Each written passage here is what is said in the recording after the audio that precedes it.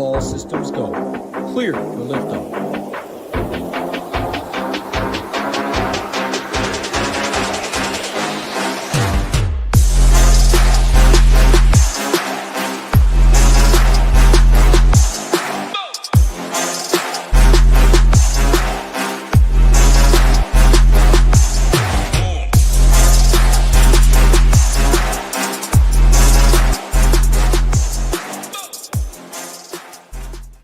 What's up, everyone? Tyler Tamboline here, aka ToeTagginTambo, back for a special edition, the Merry Shipmas edition, the December 24th slate. We're going to have Christmas Day slate, December 24th today. We're going to break it all down, the three-gamer. We've got the Cowboys at the Commanders, we've got the Lions at the Vikings, and we've got the Broncos at the Chiefs.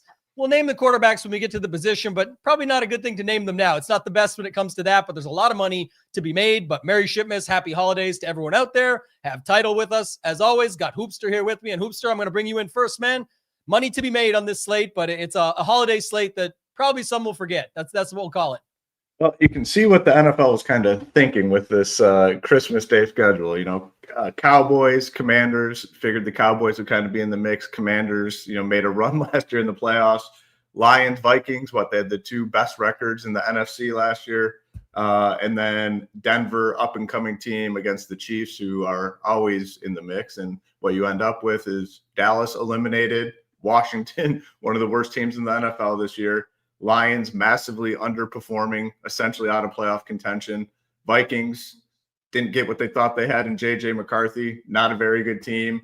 Broncos dominating, playing very well. So that's the one team they got right. And then the Chiefs, first bad season in, a decade, and they have a team total of like 12 for the Christmas Day slate. So, it's one of those things. They didn't get what they thought they were going to get.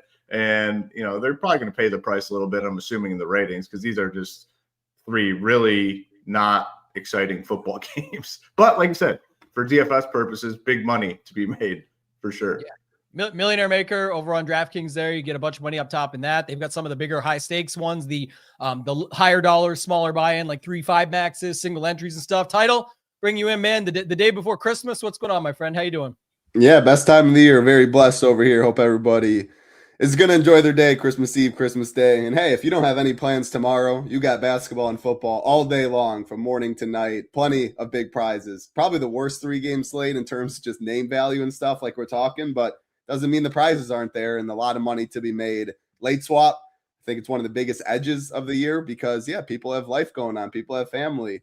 If you're going to play, though, I think you should go all in the fact of set alarms, be around for late swap, and do it right if you're going to do it. If not, it's all right to just play one team and not have to worry about that as much as well. So, Merry Christmas, Happy Hanukkah, whatever you celebrate. I hope everybody has a great day.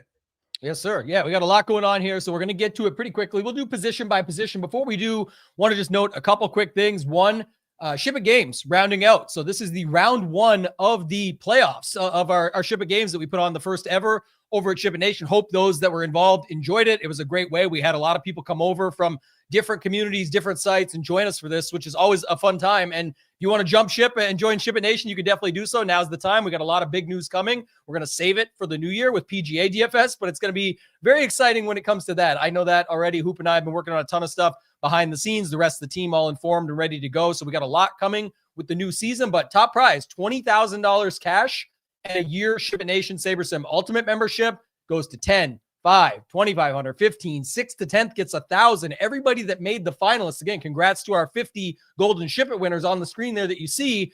They all get $300 and they also get 1 month ultimate credited towards their account. So all that will be handled at the end of the season, but just making note, if you are one of the 50 finalists and you haven't seen your email yet with your link to get into the round one finals, you can make sure to cross-reference with us or email info@shipitnation.com. But Hoop, it was a ton of fun running Ship It Games. It's not over yet. The top 10 will move on this week of the 50 to play for those main prizes. But anything you want to add there when it comes to Ship It Games? Yeah, excited. First year we ran this, I think it was definitely a success. Got the community excited. It was fun week in, week out. And, something we're definitely going to look to run next year, probably improve it, make it a little bit better along the way, but a fun little addition, something that no one else is doing. And glad we got it done. And congratulations to all the finalists. Yeah, pretty awesome. Tyler, anything you want to add there, man? It was a fun contest all season long. We didn't get the big extra with the sheriffship. We got the, a few Ming cashes in there. Hoop just destroyed in the head-to-heads. What did you finish? 14-2? Yeah, it was again, back to the main point. Nade's got the crew off to a really rough start by getting his ass kicked in week 1, and then it just kind of coasted from there on out. So it was saved the company some money. Yeah, we were trying to give it away. We at least tried, but I think there's a lot of money given away. Again, shout out to our partner with SaberSim helping us out, 85,000 plus in cash and prizes. Majority being cash, by the way. It's not just credits and things like that. There's going to be a ton of cash that we sent out. Title, anything you want to add there before we hop into the slate, man? Yeah, I was just gonna say, as bad as we ran, we didn't get what we wanted in the sheriffship, but still $85,000. Shout out to SaberSim, shout out to us. That just shows no one else is doing that. So that had a chance to be a lot more. We wanted to give people a chance to have a chance to win life-changing money themselves. $100,000 a lot of weeks, people that individually had a chance. Not a big chance, but if you shipped it yourself, you would have had in your pocket. No one's doing that. So yeah, I thought it was a really cool idea that you guys came up with, and I hope people enjoyed, and people that are in it, they have a fun sweat coming up for a lot of money and prizes. What's your guy here, Title or girl? Who do you got? Pick a name. Right away, Zach A. Come on, spells it right and everything, staring me in the face. Zach A. Who you got? Who you got moving on this week and taking them into finals? I'm roaming through. Let me see. I'm going to Michael go J. I thought about that. Yeah, but that's maybe a little bit too obvious. How about Kenneth J. Kenneth J. Tyler H is my boy, so I'm probably going to go Tyler H. Pull the title trick, but I will say there's just some bias here. Again, it's completely random. These people had to win their way in, or all different factors. But I think Nick M is Nick much more in the chat. He's in there every day grinding. He plays the bankroll the right way. Sustainability. He's been there since the beginning. This guy's awesome. So Nick M. I'll be cheering for you as well. So it's gonna be a lot of fun. Should be a good time. Let's hop into this slate, guys. Let's talk about it. And Hoop, I'll go to you first for your grand scheme overview. You hit it off the top. The away quarterback's pretty nice. I'm surprised you don't have your Dak or your Goff or Lions jersey or anything like that on, but we got Dak. We got Jared Goff on the road. We got Bo Nix on the road, but the problem is, what they're going up against, but all road favorites, all by almost a touchdown or more, I think, right? So you don't see that very often, but I'll kick it to you first. What's the grand scheme for this game? Yeah, it's definitely all about the road teams, which is, kind of opposite, I guess, of what you look for. But it's tough because there's some, you have 3 really dead teams. You have, the Broncos who are kind of, coasting in and should be easy win for them. Cowboys will always fight to the end. And then the Lions are technically still in it. But, a majority of ownership fantasy-wise is going to come from the Cowboys, big team total. Lions, still a big team total. And then Denver, big team total, favored by a lot. So you look at, Washington. No one's going to want to be on Washington. Minnesota, no one's going to want to be on Minnesota. And then the Chiefs, no one's going to want – the Chiefs have a team total between 11 and 12. That is a touchdown and a field goal. Josh Johnson at quarterback, Rosmer at quarterback, Oladukin at quarterback for the Chiefs. So a majority of the ownership is going to go to those 3 big favorites, the 3 road teams. And, that's kind of where we're at. You're going to have 3 offenses that nobody's going to want to play. Now, someone on those teams is going to do something positive fantasy wise. So, and it's only a 3-game slate. So you're going to be forced to kind of look to some of these teams. So it's going to be pretty uncomfortable, I think, when you start diving in and looking at some of these teams, because it's ugly with these, I guess, with all 3 home teams. It's bad. Yeah, I think that's a good assessment there. We did just get the news, and it was as expected. I think I know some, still had Mariota and stuff out there, but Josh Johnson expected to get the start. So that's for Washington. Brosmer, Oladukin, you already talked about, and then the 3 mains on the other side. I wonder, Tide, I'll go to you now on this, just sort of a follow-up grand scheme overview from a DFS perspective, because we're going to segue into that anyway, talking about quarterbacks, is sort of how do you see people looking at this? Because it's, what's easiest to stack, what sort of fits as far as money is. I think it's almost like if they want Gibbs, maybe they don't play Goff as much, for example, because it's just the way the slate works out, right? If I don't really love all these running backs, so I'm going to go Gibbs for safety, but then that means I might not go to Goff. So there's situational stuff like that as well. But how are you seeing the slate as a whole, my friend? Yeah, people are just going to play the 3. The Cowboys, the Lions, and the Broncos, and get as much exposure to them as possible. And I mean, you can't really blame him. I'm struggling. Like, I'm all ears when we go through how to get different on this slate. Leaving money is always there. Trying to fit in one low-ish owned piece, like 12% less or lower in your lineups. But I'm going to be eating the chalk. I don't want to play many people with 11, 12-point total. Brosmer's look terrible. At least they have a 19-point total in a dome playing catch-up. So, like, I can make a case there. Johnson, he's played in the NFL. So, I guess outside of that Oladukin guy or whatever, like, I'll probably be mixing these other guys in. But, yeah, I mean, Dak, 271 passing prop. That's a 50.5 total. Next game's 43.5. The next game's 36.5.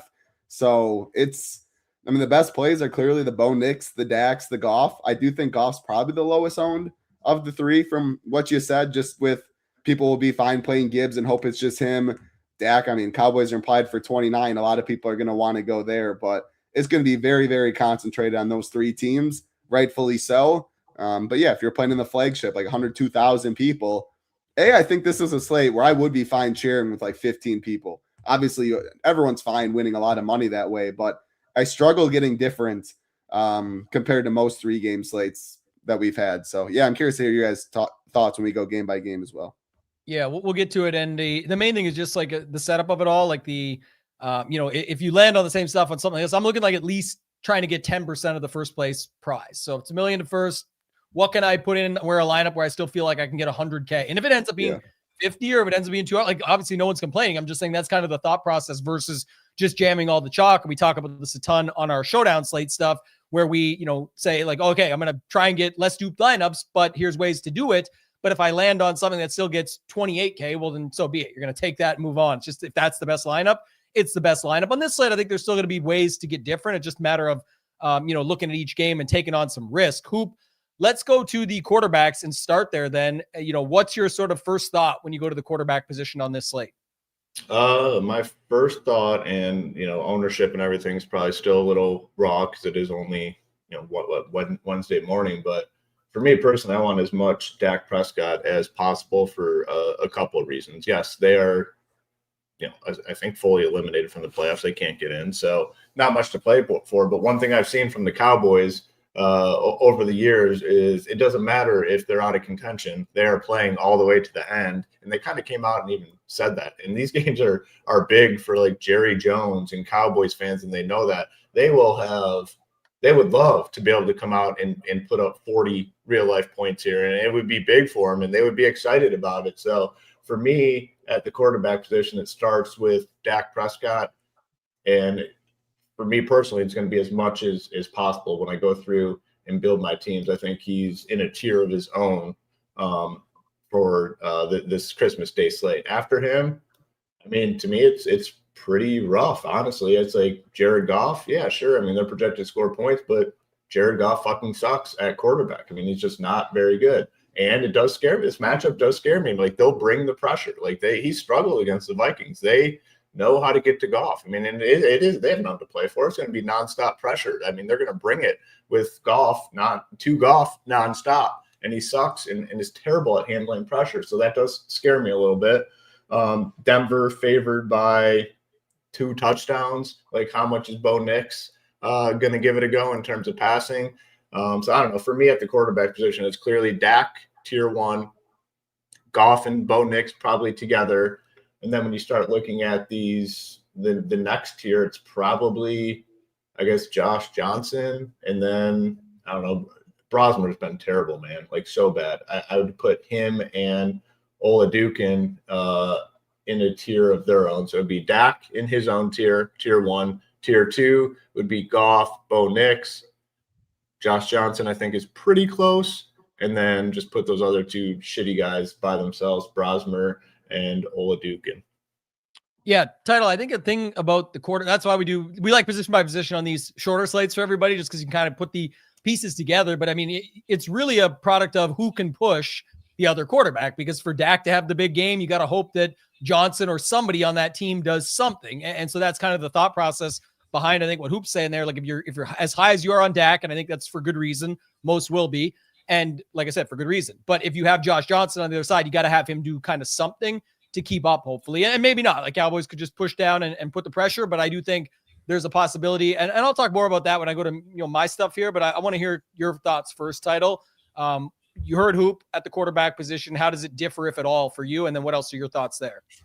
Yeah, I mean, Dak's the clear play, going to be the chalkiest. I hope we look back in a couple Christmas slates and just laugh at this one, meaning because that means we'd actually get some good Christmas Day slates. Like Oladukin, Josh Johnson, and Brosmer, half the quarterbacks on this slate. It makes it difficult. With that being said, if any of them are optimal, you will definitely see almost a unique shipper, I would imagine. Oladukin's the one I'm probably going to just cross off. He's like 150 yards as his passing prop. The dude, they're implied for 12.5 points. Broncos, one of the best defenses. This team's it's done. The Chiefs are laying down. So that's the one I don't want. Brosmer and Johnson, I will mix in. I don't know which one I like more.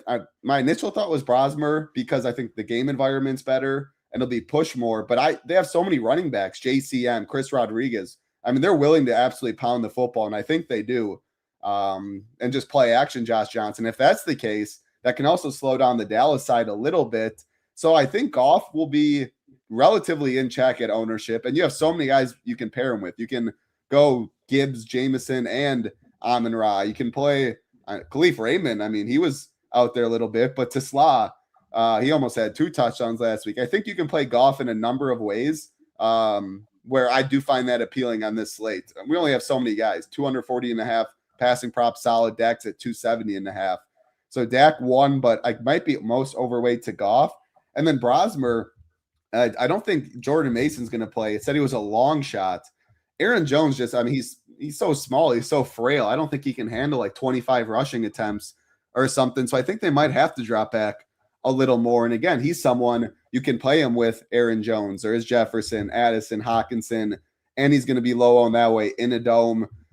Expected to be trailing. So I think Brosmer is the one that can backdoor enough for me where I might just naturally have to be overweight on him. So Bo Nix is the one I'm concerned with just for the fact of he's going to get plenty of ownership, but they can just run the heck out of the football with a Harvey with McLaughlin and get out of Arrowhead with an easy win that way in a slow-paced game. So I'm going to play some, obviously, and I prefer him, Oladukin, and Josh Johnson, but ownership's going to be important to see when it all comes out. Dak's the obvious one. I think his ownership could really get to like the Hurts range, 45%, like we saw in the 2-gamer. And if Goff's somewhere around 20, I definitely am going to embrace that. Brosmer is my favorite of the cheapies, I guess. Yeah, one thing I was thinking about too, and I guess I was just looking up the Jordan Mason news, seeing if I found anything else. But as of 17 hours ago, it looks like tracking to be ruled out. So that's important. It's kind of segueing, and I'm not going to go there yet, but do we still think Gibbs, just quick, do we still think Gibbs is going to be pretty high owned just because there's no spends on the slate? Nobody cares. Like last week, he didn't do enough. Okay, great. They'll go to him this week. Do you still feel, both of you guys, like Gibbs will be up there as top 2 owned running back? I think he might be like 78% highest owned on the slate, period. Right. Okay, so that's what's interesting. So the one thing about this spot, there's no way to argue the first game. The Cowboys are the worst D, and even Josh Johnson should be able to throw on them. Hoop nailed it. You get, if you're playing college football out there, we always talk about super flex. The best correlation is the quarterback versus the quarterback. We just don't get it on DraftKings classic slates because you don't get super flex for that. So the setup there makes perfect sense, and there's enough that he's cheap enough. His guys, McLaurin, 5,800, Debo, 48, whatever you want to do with those tight ends, Sinat or Bates, whatever. The other guy tore his ACL or something. So it's like just thinking about that. That's possible. But the other spot that I like, and why I'll bring this up, is because Aaron Jones will get ownership too, especially once Jordan Mason's ruled out. But I think it'd be really interesting to run Goff stacks with Aaron Jones versus the Brosmers with the Gibbs or both. But I'm just saying, like, that game could still be a bit of a back and forth, and it would just make a ton of sense on this slate. So I really like having those first 2 games. I struggle with the Bo Nix one with you guys as well, just because as much as I think they will just throw it on, I've talked about it a ton of times where these guys just continue to throw touchdowns and passing touchdowns for that matter down the stretch. It's like you still need the Chiefs to be able to push and do something. So I think more one-offs, secondary stacks. It was this is a 3-gamer, so I get the difference. But on a main slate last week, you could have just played Sutton. Like Sutton was just a fine play, throw him in there, didn't need everything else to go with it. So I'm fine with that. I think the wait and see. It doesn't look like, I don't think Pat Bryant's going to go after he went to the hospital after last game. So you do have Franklin, Mims, little Jordan Humphrey, guys like that in behind, but I'd feel much better about like one-offs from that game. But I guess the interesting part is if a lot of people are going to go Commanders or Cowboys and fill it out with Gibbs and Aaron Jones. Once we probably get the Mason news, then I actually have interest in stacking up those quarterbacks in the second game and then figuring it out from there. And you could still play those two running backs in an overstack of that game and just avoid and start picking up the one-offs elsewhere. Hoop, I'll go back to you. Anything else you want to add to that? If not, take us into the running back position, but we hit on it a little bit, probably Gibbs and Jones, right? I'll ask you, Hoop, if you do play Goff, what's your favorite way to play it? Just all the guys? Yeah, I mean, just hope that they go off.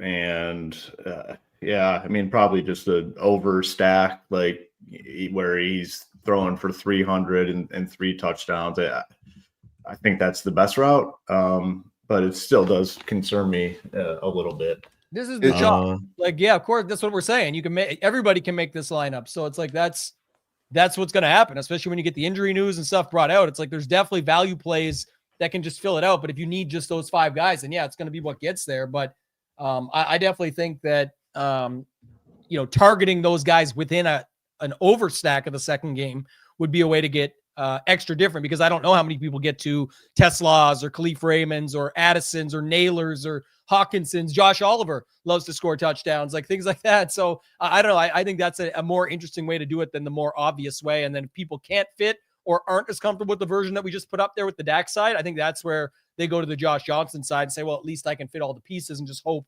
Josh Johnson does anything. That's my thoughts. Yeah.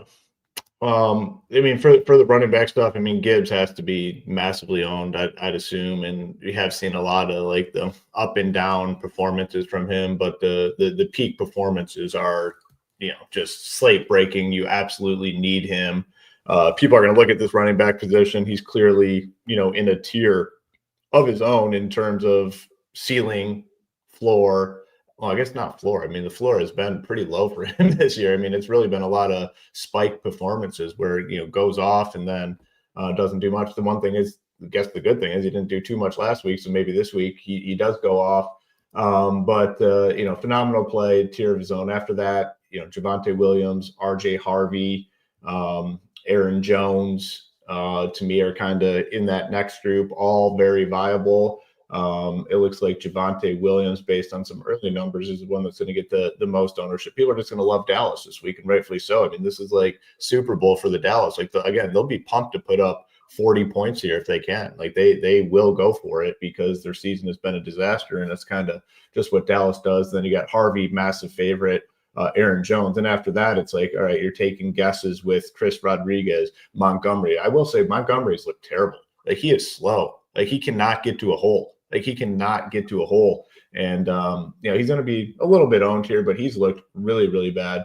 Chiefs guys are tough to click. So, I mean, one of these random guys probably does a little bit of something, but is it enough to overcome Gibbs, Javonte Williams, Harvey, and, Aaron Jones? So for me, out of that secondary group, it's probably, Javonte and then RJ Harvey. I still like if Aaron Jones, like on a dead team, is going to be super. And I get that Mason's out. Like, I totally get that Mason's out, but Aaron Jones is never fully healthy either.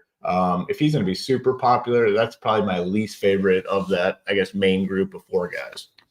Yeah, Aaron Jones right now looks like they're already projecting for it because the book's already 84 rush receiving prop and a plus 120 on an anytime touchdown. So, little things like that, but RJ Harvey is 12 yards behind him on the all-purpose props. He's what, $700 or 800. I think he's $800 more. I was just trying to find my pricing here. Yeah. $800 more. And RJ Harvey's a bigger favorite to score a touchdown. So, you could look at it from a couple different perspectives. Most interesting, just doing the title game here, looking at these props. There is I looked at Denver, KC, and I was like, oh, it must have it just on Denver. I got to put both teams up. Nope. There's like 7 Broncos scheduled like that are favored to score, not favored, but like more favored to score a touchdown than Kareem Hunt at plus 350, or I guess Rashee Rice is plus 325. Sorry. So yeah, it's crazy the way the odds are setting up in that one. But what do you think here, Title? Anything you want to add at the running back position? Well, do we even think Rashee Rice is going to play? I haven't really seen anything this week about it. I just expected they were going to lay it down and not even bother rolling him out. Any thoughts on him? Not that I guess it really most recently says unlikely to play, but books are still projecting him in. Yeah. Yeah. As far as the running back position, it's like the guys that hoops are shitting on is the ones that just game theory wise that I think I'm playing in Montgomery, just because he leverages off Gibbs, which I think will be the most popular on the slate. And I mean, I think he's looked bad for years. I couldn't imagine ever taking Montgomery or Gibbs off the field for Montgomery. It's worked out sometimes. I'm totally in agreement there, but I mean, they still were running 2 weeks ago Wildcat with Montgomery on like third down, 3rd and 4 at the 4-yard line. So he's plus 140 to score. If he's going to be like 15% or something at $4,800, he's cheaper than Pacheco, cheaper than C-Rod, cheaper than Krosky Merritt. And again, if he scores, that means Amon-Ra's not scoring, Gibbs isn't scoring, and that's a lot of leverage off the field. So he's definitely someone that I will be playing, holding my breath and playing because I don't love it. And I really just don't have too many other hot takes. I think C-Rod is pretty solid at 5,500. He looked solid. He was the first one to get the crack at it against Philly. JCM did come in and do solid himself. But yeah, he got more goal line touches. He got more base work. 5,500 is a solid price. And with Josh Johnson back there, they're going to want to run the heck out of the football and not have to have him drop back a ton. So those are my favorite 2 value plays that aren't getting like as much ownership. But yeah, Harvey, Javonte, Gibbs, Aaron Jones all look solid. And then if you're playing a blowout script in Denver, Jaleel McLaughlin at 4K min price, I think is pretty interesting too. He's gotten a little more work as the season's gone on. And if they're up like 3 touchdowns in the 4th quarter, you could see Bo Nix out, all the starters out. Garbage time counts the same, like we always talk about on a 3-game slate. That's not as many teams, a 43.5 total mixed in there. And like if that Cowboys game somehow busts and the second game does what it's supposed to, which isn't much, you could see 11 points be optimal. And McLaughlin, that'd take falling in the box once. He could get 8 carries, something like that. So yeah, maybe if you're playing a bunch of teams, you can have a little of your portfolio into a Broncos blowout script. And I think Jaleel McLaughlin would be the biggest beneficiary there. Really like that call, actually. Just again, from a tournament 3-game slate, like looking for something that's not too crazy. Yeah, he actually has better touchdown props than any Chief, and he's still scheduled to get like 25 on the ground. And like you said, what if it's going to be a lot different if they get garbage time? And I know a lot of people just think when I'm just going to build my lineups around this and not look for that type of stuff.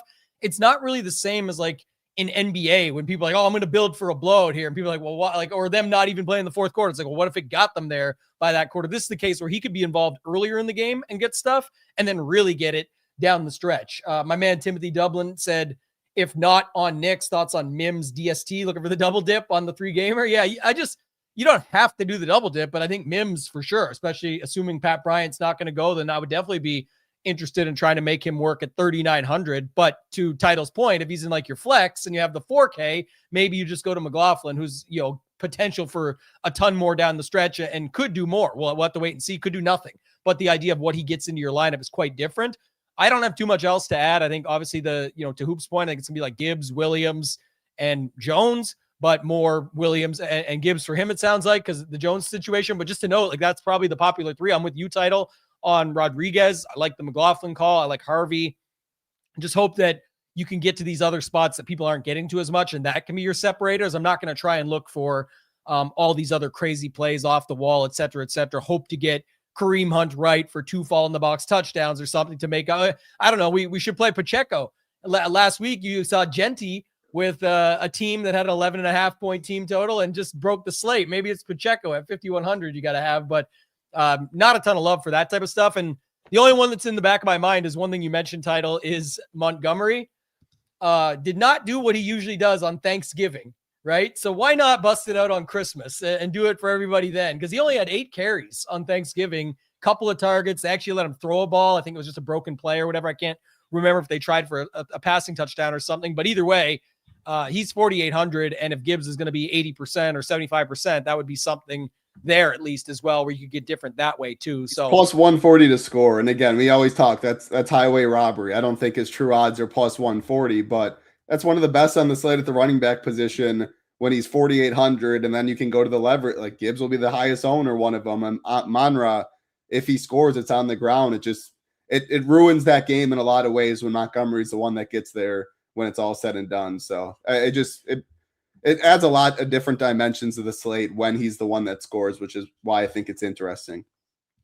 Yeah, they're talking about the Williams limited participation in practice with the neck injury. So just trying to see 3 hours ago, the latest on that one, and doesn't look like any major update. But yeah, Malik the Freak in behind him for sure. So if you want to check that out, then go for it. But 4,300 for him, and again, different type of game flow. But it wouldn't be crazy if you set it up. It'd probably be like Malik, and again, you wouldn't need the Cowboys, but the idea of him getting in probably means it's a pretty solid spot. So it's kind of the just shy of the pricing of Malik and Cowboys versus Broncos and McLaughlin or something like that. If you wanted to try and pair up a blowout with the defense, with the quarterback needing to throw from behind, different types of stuff like that. So I don't have too much else to add here at the running back though. Hoop, what do you got at wide receiver? There's a lot of things going on this slate, but it correlates directly back to the quarterbacks you already talked about. So I'll let you take it from there. Yeah, I mean, a lot of obviously different options. Again, for me, it's going to start with the Cowboys guys, and they probably end up super popular. I mean, on this 3-game slate with Pickens and CeeDee Lamb, probably getting a lot of ownership. Again, the numbers are kind of raw on ownership right now, but they could be probably close to 50% each or so. That's kind of where Sabre has it, and I wouldn't be surprised. But you're going to have to look for other options. I think Flournoy, I mean, he's kind of solidified himself as the number 3 guy. And Dak trusts him. I like him at 3,800. So I think when you go to Dallas, yes, Pickens, Lamb, but Flournoy stands out as a potential difference maker, I think, on this slate where, you are going to need some cheaper options. So he stands out as a play for me. I'll just kind of go through the teams. Commanders, I mean, Josh Johnson to me is probably the number 4 quarterback. McLaurin, Debo, I think is fine. Treylon Burks, if you're looking for a cheap option, 33.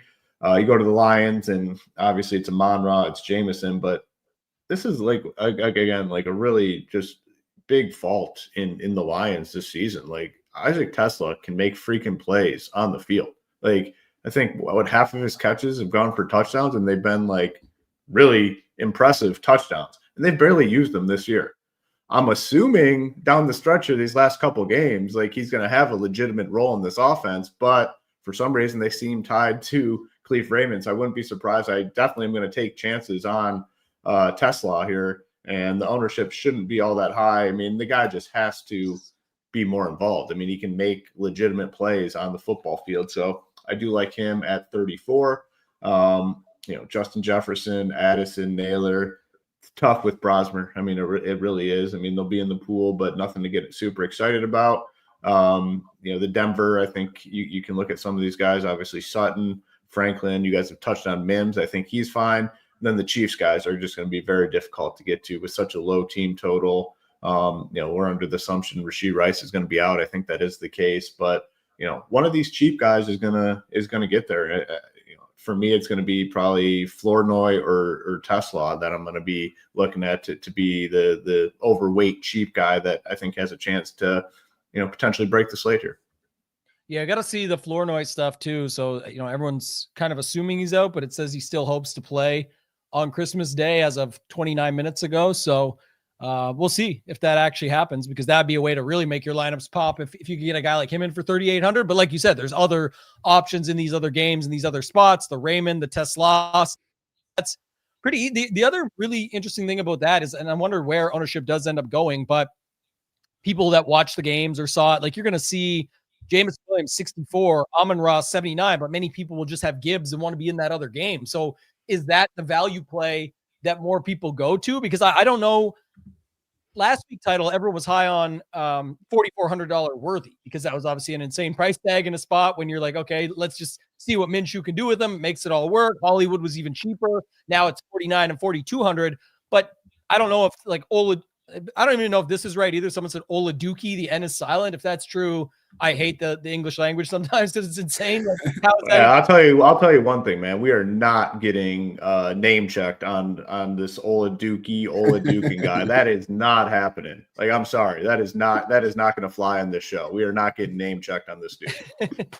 Exactly. So there's that. But all I was going to say is I don't know if people are as excited because, well, he did come in and like, oh, he's letting it fly a little bit. I think it was more just people were down on the fact that they just lost, myself included, their Minshew lineups. And they're like, well, Minshew sucks. And then this guy at least did something. But did he really do anything? Like, it didn't look like much. So what's your thoughts on these wide receivers and how you see it playing out?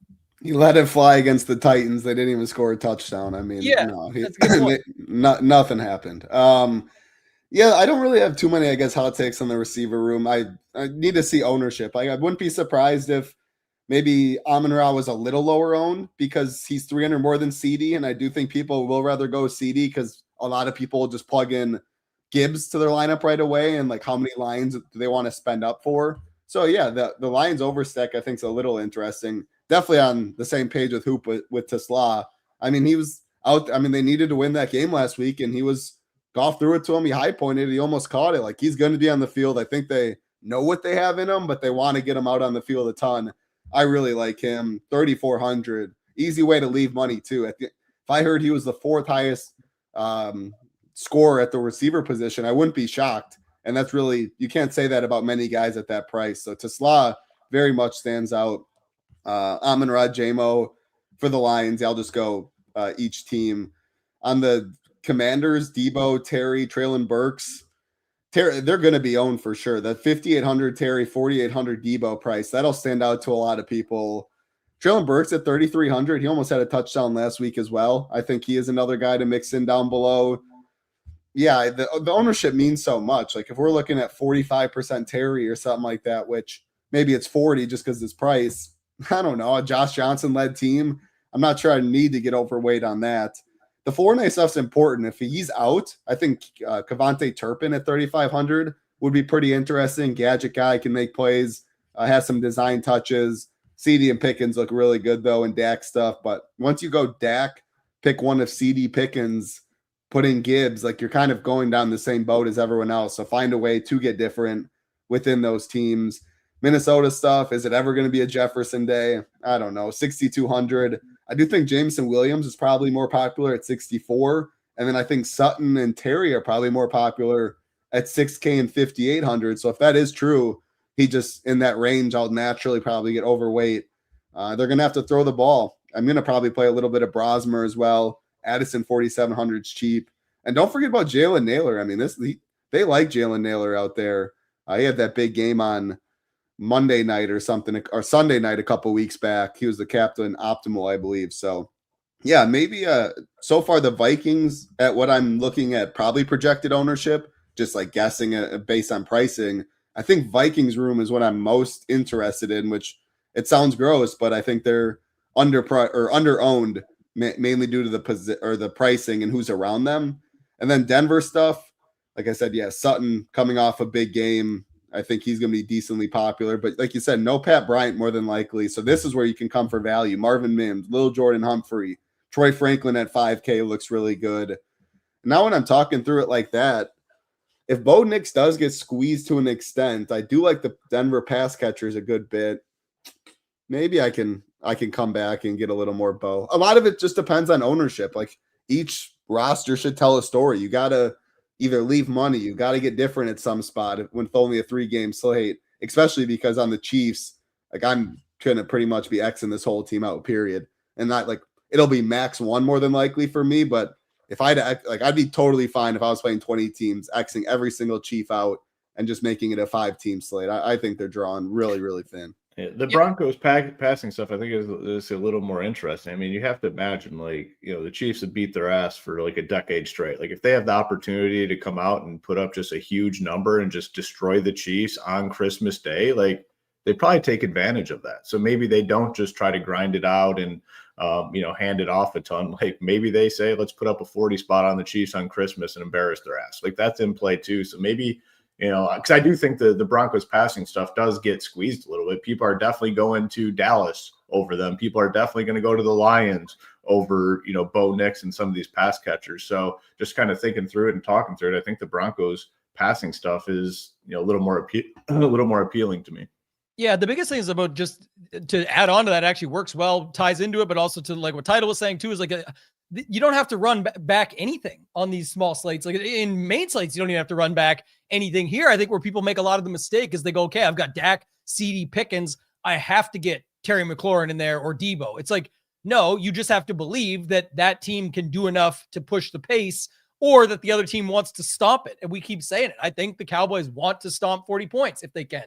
I think the Broncos might, you just made a case. They could want to do that. And the difference with the Broncos is you definitely don't need to run it back if you don't want to. We talked about it. Title mentioned it with the Chiefs. Like, just could almost X them out if you wanted, and just go with that if you have less lineups. But just noting it, Bo Nix, less than Goff, even less than Prescott.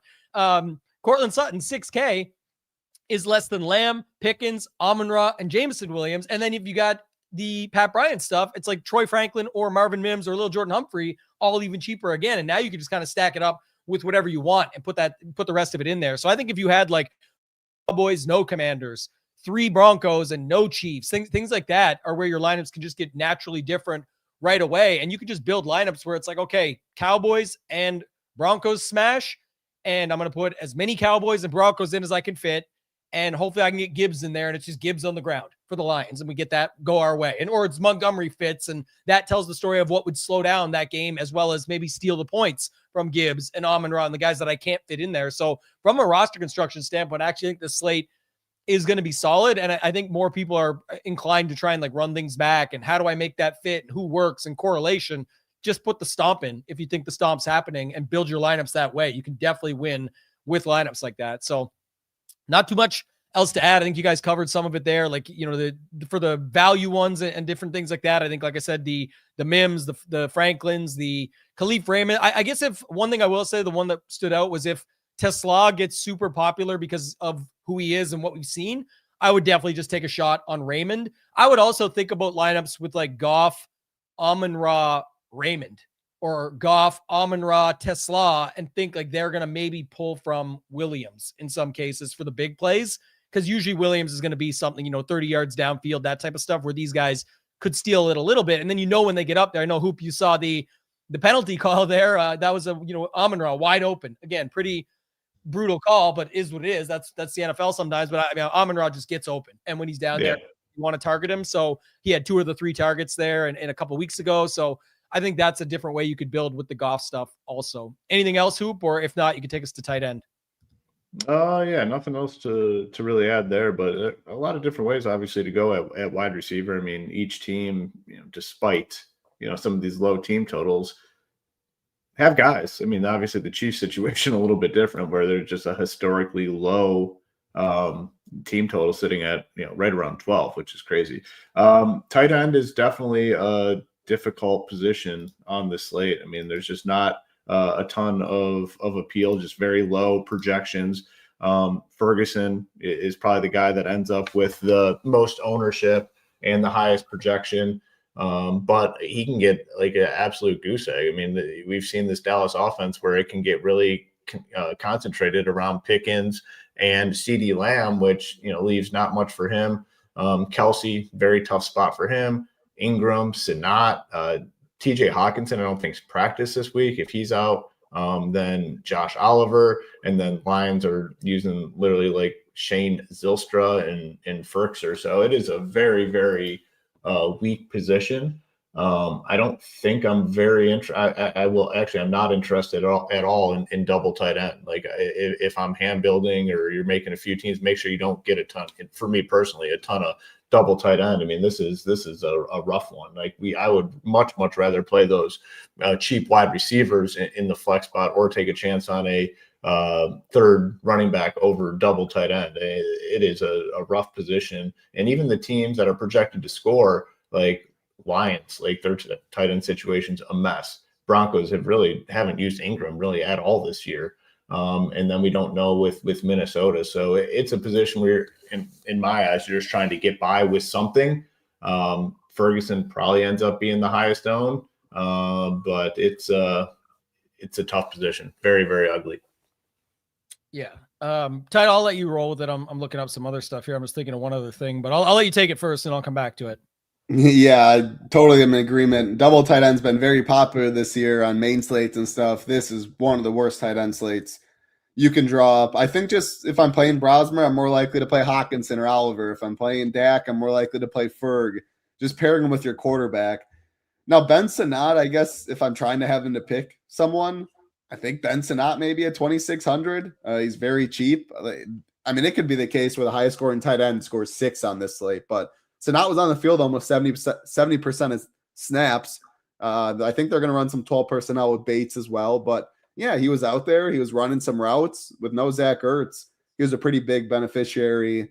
Again, he's 2,600. If 6 is the most on the slate and he scores 5, he has a chance to be there. Ferguson's just been irrelevant ever since Pickens and Lamb's role has grown and Javonte and stuff. And he probably is the highest owned. Evan Ingram, 3K, and Bo Nick stuff, sure. Zylstra, yeah. I mean, Zylstra was catching passes last week. If I'm playing golf, I can add him in. I think I'm kind of going to go like whoever is the most popular and stuff. I just want to embrace the variance, the unknowns, and I'll just probably be more underweight on the chalkier tight ends. And my tight ends I'm more likely to play if I'm playing the quarterback. So no hot takes here. It's gross.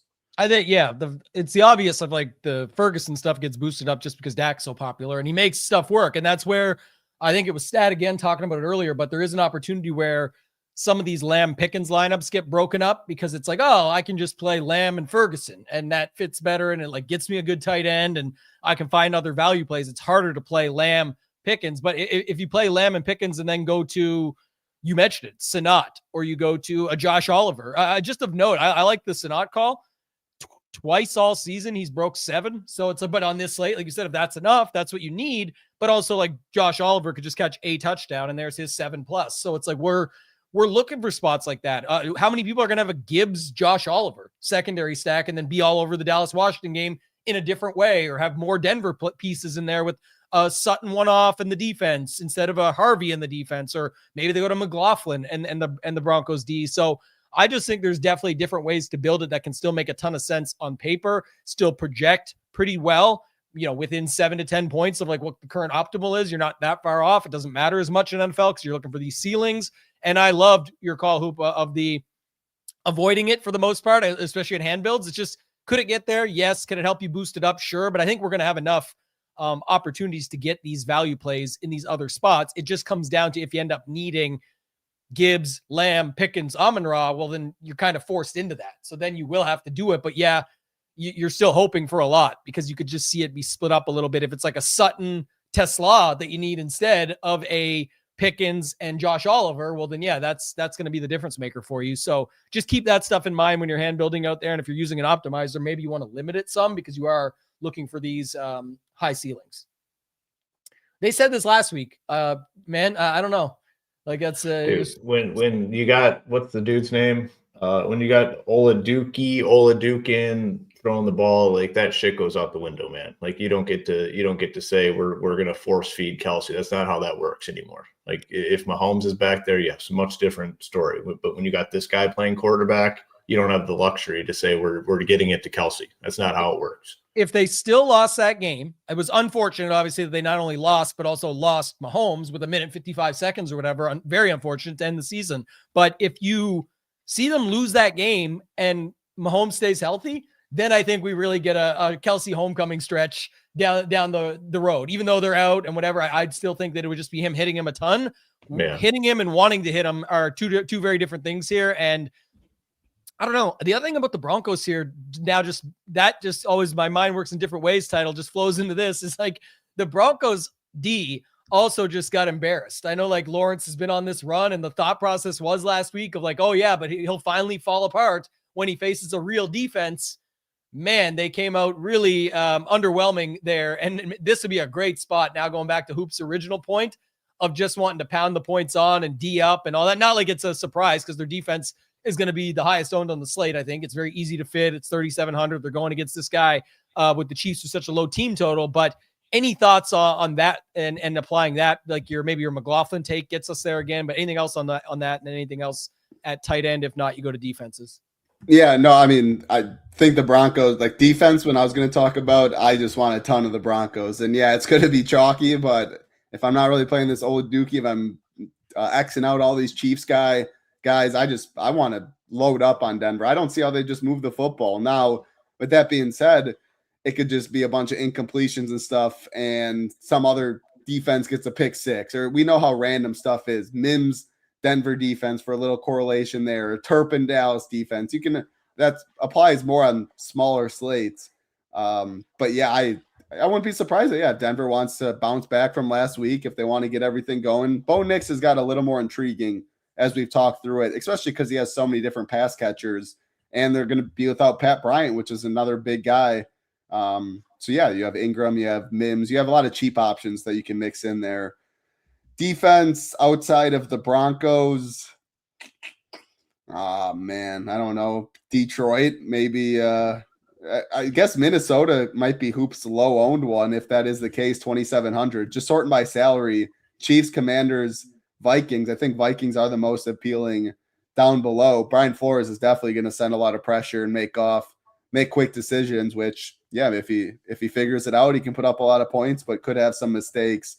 I just want a ton of Broncos, though. If I had 60% of them, I'd be fine. It's a very high variance position and one hard to figure out, but it feels a lot easier when a team's implied for 12 points with probably no Rashee Rice and they can't run the football. I mean, it can get gross for them fast. Yeah, I was trying to look at it here. Did you see the Millie Maker winner last week it had Bowers, Genty and Raiders D. It just jammed the 3 against Houston at the very end. I don't even know. We looked it up. Like, it's hard to tell. They had 30 lineups. I don't know. Like, they didn't need a late swap. Like, the morning went fine for them, obviously. And it was kind of like whatever gets there.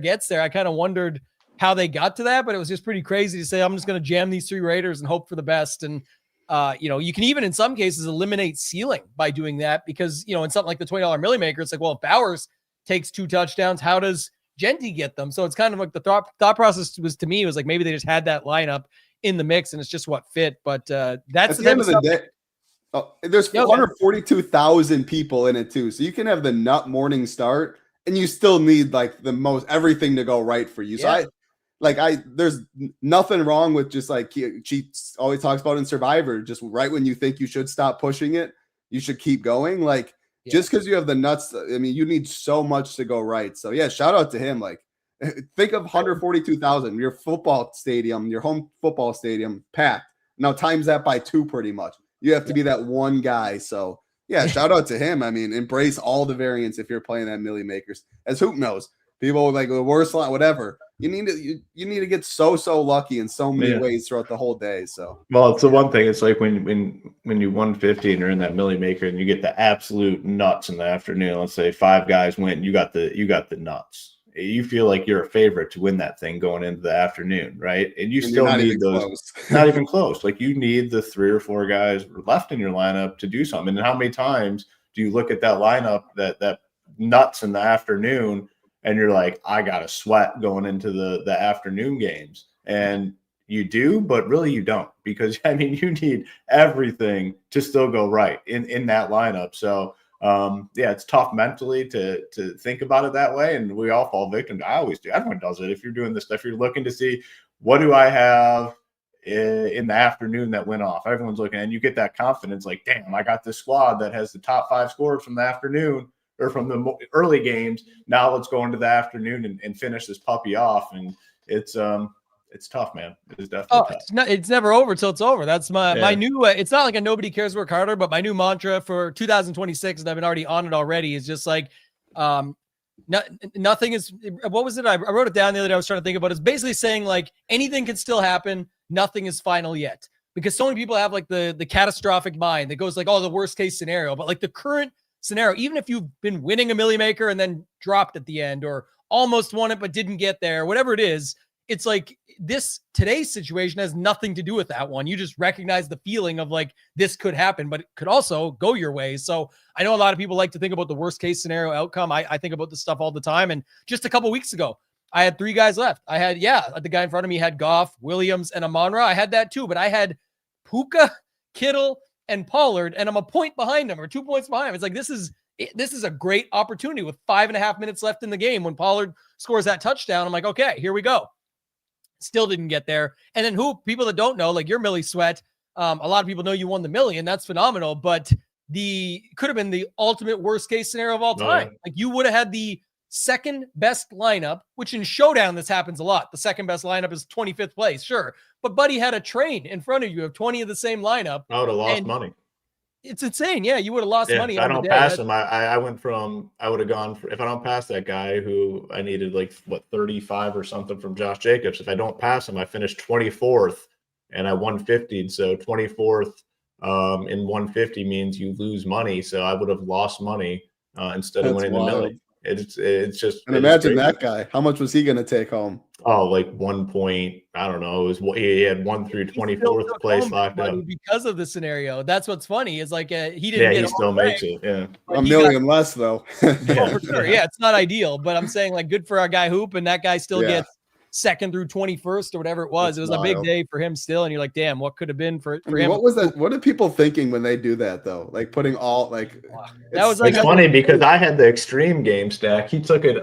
He took it a next level. He had another running back from that game. It was like Rashad Penny or something. So I had the 6 or 7 guys. He had the entire lineup from that game except defense. The debate was whether he was like all in on the game stack, just run it. And if I win it, I win all the money, or if he just forgot his CSV, I uploaded it and said whatever. Like it's, because it was definitely a spot to be that week. It was just how far did you go in? And that's what we talk about. And this slate is a prime example. Just getting it back to this one is like, if you're all in that Dallas-Washington game, all in is not Dak, Lamb, Pickens, and Terry. That's like the standard setup for most people trying to start it off, or some version of Dak, Lamb, Ferguson, and Terry. Oh, wow, I really got this game. I'm covering it. No, like people are going to have Dak, Javonte, Rodriguez, McLaurin, Pickens, Ferguson, Sanat. Like you can get all over these games if you think that's going to be the way to do it. So, definitely some really interesting ways to build out this week. I think anything you had to add on the defensive Hoop?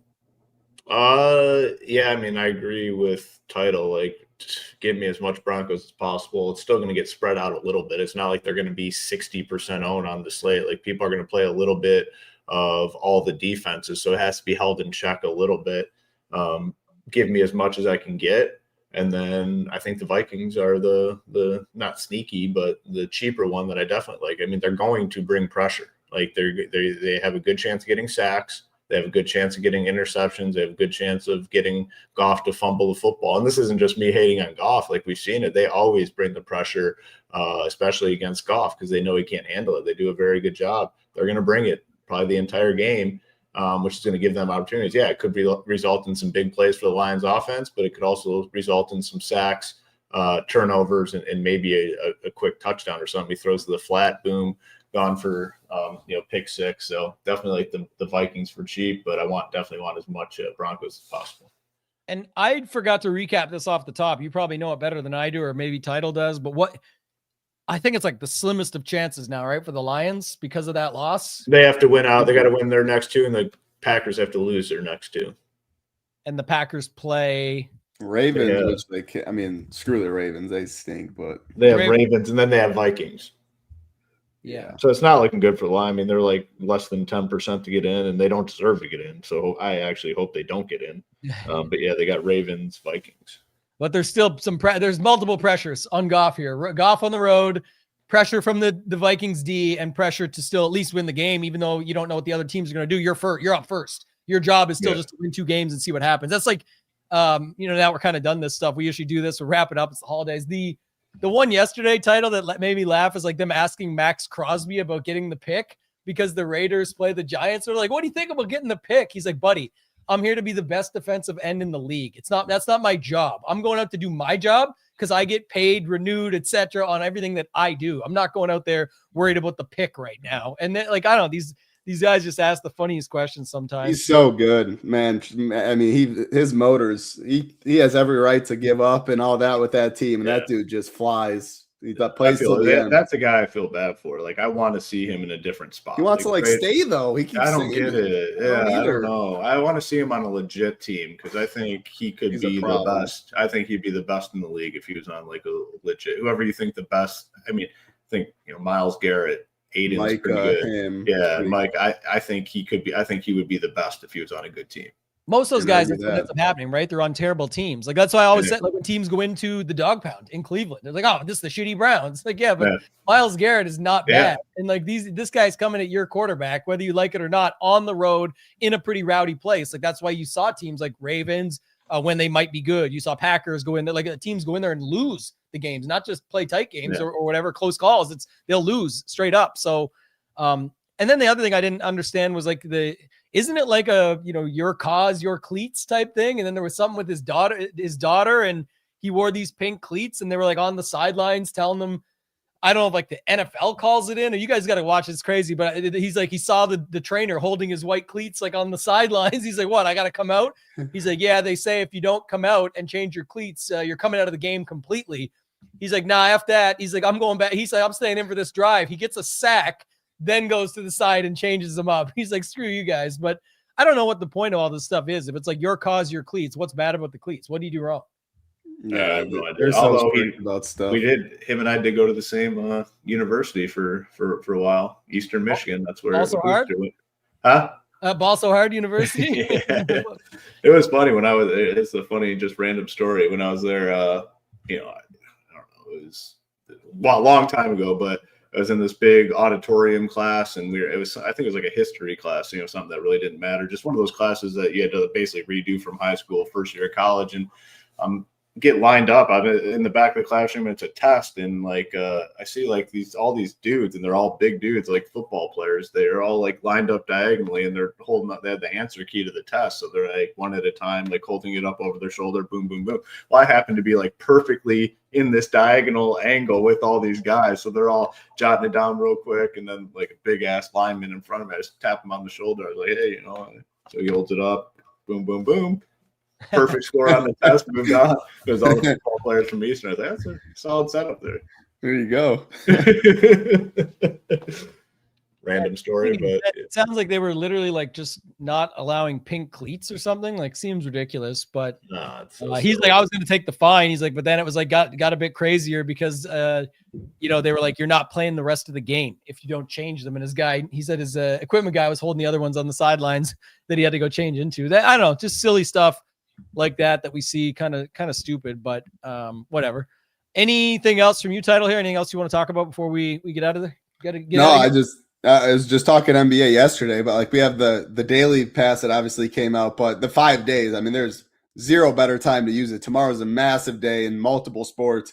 And Saturday, we're back with another 2-game action. Hoop and I will talk Friday, the 2-game slate, and then it's Sunday right there again, and then Monday night football. So yeah, if there's ever a time to use that 5-day, I mean, the amount of the prize pool money on both sites, I'm not sure you can get greater than that in 5-day stretch and what we're coming up with. So yeah, we'd love to have you get access to the Discord as well. Yeah, big time to get in for that. Good call. You just go to Join the Nation, click it when you get on the page. It loads you automatically, whether you're on mobile or desktop, right to the trials.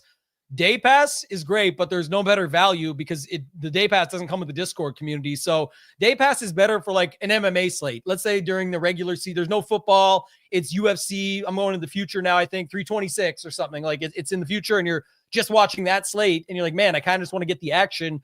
We used to have it set up where you'd have to buy a weekly all access pass, and it was a little bit more than we'd like to be charging people because we really do take pride in having the most affordable, most valuable content. Even if you're adding it on and you're already with someone else or whatever it might be, the $9 day pass works good just to go in and say, hey, I want the MMA content. I want to read title slate plan. Well, there you go. Watch the free show, put it together, use the stone, etc. But the 5 days for $19, just $10 more, includes the Discord, Saber Sim, all access, everything. And that's everything across the board. Right now with NBA and NFL alone, tomorrow, there's a Saturday 2-gamer, a Sunday full main slate 9-game for NFL, and then there's Monday night football as well this week. A really good game. The Rams, I know the Hoopster, congrats to you, by the way, in the best ball streets. So I don't know how your season long fared, but the best ball streets, man, you got a big sweat there. And that Monday night game with Puka and Stafford and Pitts and all those people that got everything through to the finals, that's going to be a big boy game for that one.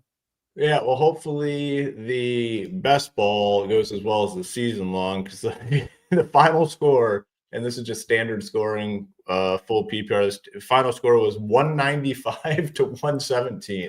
The season long. So it had Puka, JSN, had Purdy, ETN, Bowers, Saints defense scored a buck. Who's more excited for that than his best ball 61K equity? It's like $1,200 or something. He's gonna win. Meanwhile, he's sweating for a Millie over in a 52-man field where he's. I'll take the same result.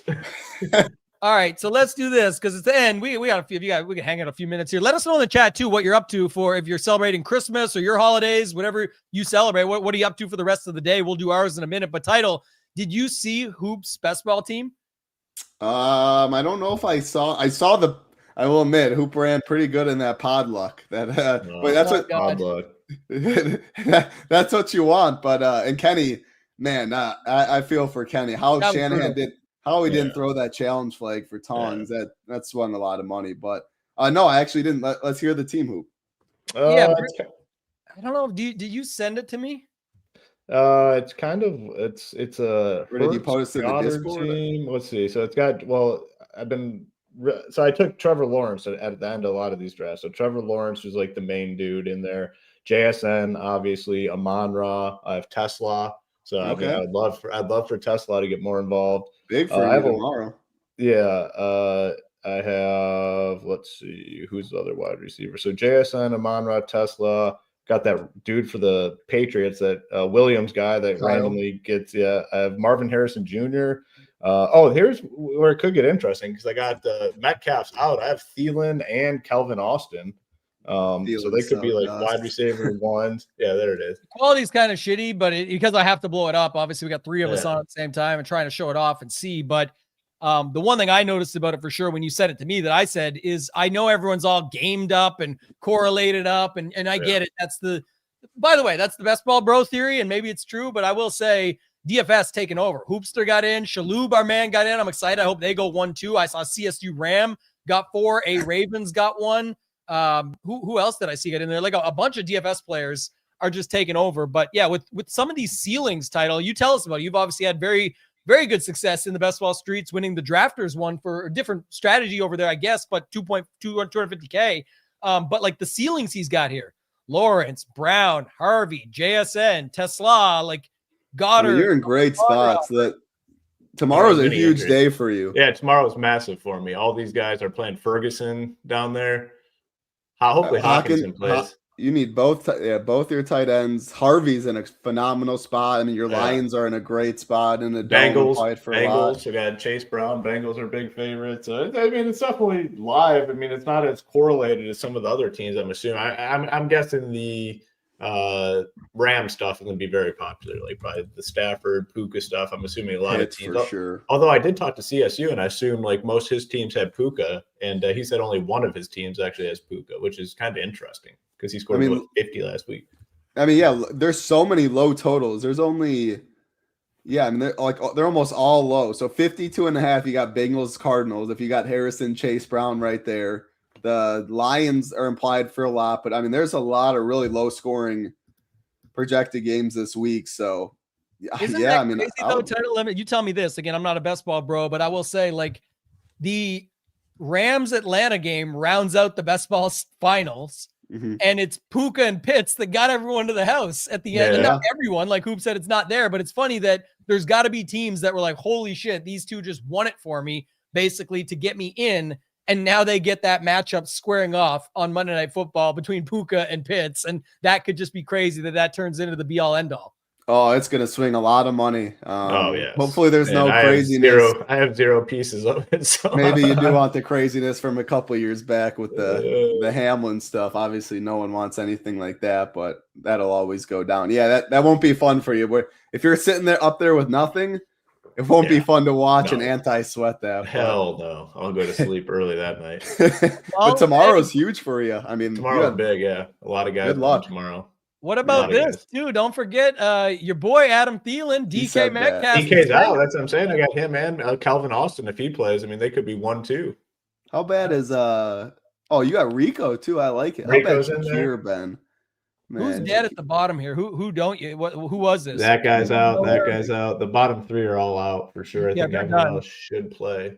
Other than that, that's a really healthy team relative to most. Yeah, Dart's gonna play. Goddard is nice. A JSN, three quarterbacks, nice. 3 quarterbacks, 3 legit running backs, 5 or 6 wide receivers, 3 tight ends. I mean, it's got options. We'll see. What's the min cash? Jordan said 10? 10K. Yeah, 10. So I don't want that. Not playing for that. I mean, no, you wouldn't take it because you're guaranteed that. That's brutal. It's like when you get the live final and then you get there and get nothing. It's like, shit, that's not what I wanted. But the trip was always good. We did just add the 12 days of shipments. I actually it'll be within the hour, the final day, and there's a grand prize and then a bonus prize as well. So if you've been involved from day one, or if not, you can go back through them and hit them up quickly. If you've been involved throughout, that's where the winner is going to come from for the day 12 one. And we had a lot of fun doing that. That was just another add-on giveaway. We had some non-members win. We had some members win. We had a ton of fun doing that throughout the holiday season. So thank you to everybody that participated. If you don't follow us yet or subscribe here, it's easy to do so. Subscribe here on YouTube. Follow us on X at Ship It Nation, or Instagram and TikTok, or all of them. And those are at Ship It Nation DFS. So going to start doing a ton more content. We keep teasing it, but obviously with the PGA season upcoming, going to have some pretty solid content out of the PGA season, I think, this year. So it's going to be a good one. Hoop, any big plans for today? What are you up to? Yeah, just family stuff. Hitting the Mrs. Hoop's family today, my family tomorrow, and that's about it. So looking forward to it. Merry Christmas to everyone out there, and enjoy the time with family and friends. That's what it's all about. Everyone knows you love family and friends. What I really want to know is what is on the menu and what's Hoopster having to drink today. That's really what they want. Let's see. On the menu, I think the mother-in-law, I think she was making tacos, which is right up my alley. Love tacos. So going tacos today, and then tomorrow I believe my mom is making some sort of pasta thing. So tacos today, so Mexican today, Italian tomorrow. I'll take that, two of my favorites. So that, and then drink wise, be with my brother-in-law, and title knows my brother-in-law quite well. He likes to go hard, so it could be a wide range of things. I will say I'll start out slow, probably with some beers, and then I'm sure we'll kick it up a notch to some whiskey or bourbon at some point. Oh, very nice. That's awesome. Title, what do you got planned, man? What's going on with you? The missus, the little one in the oven. What's going on over there? Yeah, her side to start, then my side. So both of them are today. Then hitting church later, and then tomorrow her dad's side will be up having to travel. But yeah, the computer will be with me. There'll be a lot of late swaps and stuff tomorrow. But yeah, very busy day today for sure. On the menu, it's not nearly as good as Hoop. I think her side does like Italian beef stuff. I'm not the biggest fan.